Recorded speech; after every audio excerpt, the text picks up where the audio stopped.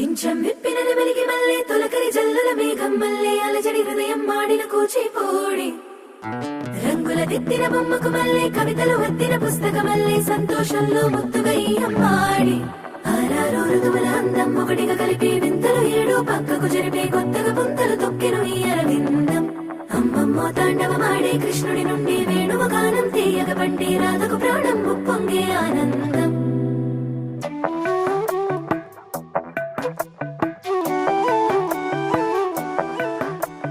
మధురము కదా ప్రతొక నడక